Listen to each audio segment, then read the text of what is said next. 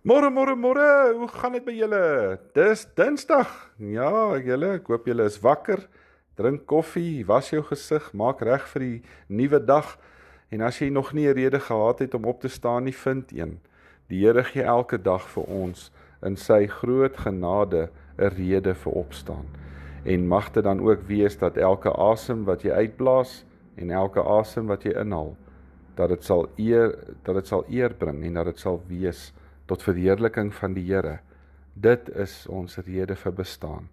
Wat ons sê, wat ons nie sê nie, wat ons doen en wat ons nie doen nie, alles getuig van hoe ons glo in ons hemelse Vader.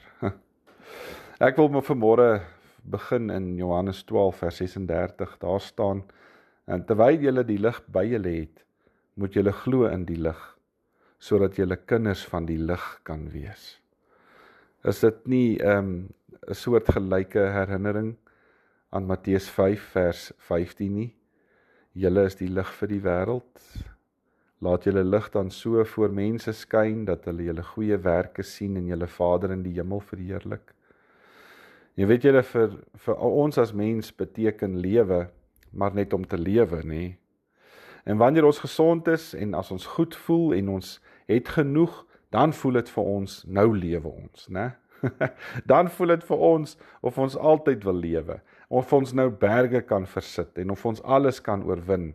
En natuurlik wil die Here hê dat ons hierdie lewe in al sy fasette en in al sy volheid sal geniet, en dat ons dit sal waardeer.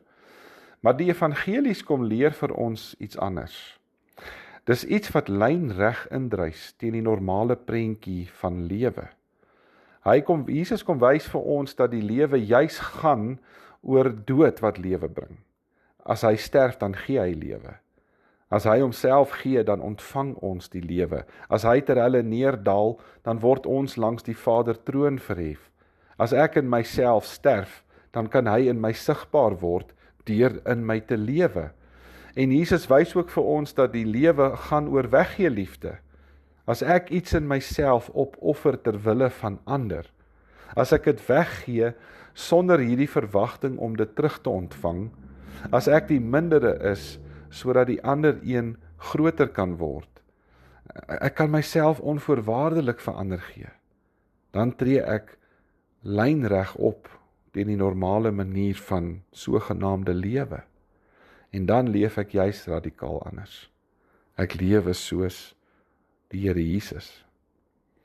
Want Jesus was regtig anders as die gewone lewe. En op hierdie awerregse manier van leef, roep hy ons almal op om hom te volg op sy manier van lewe, om op sy manier te gaan wees. Want dan sê hy, leef jy regtig soos wat jy moet. Kom ons maak die oë toe, dan bid ons saam. Dankie Here Jesus dat u voorbeeld soveel anders was, want u is soveel anders. Help ons om soos u te lewe.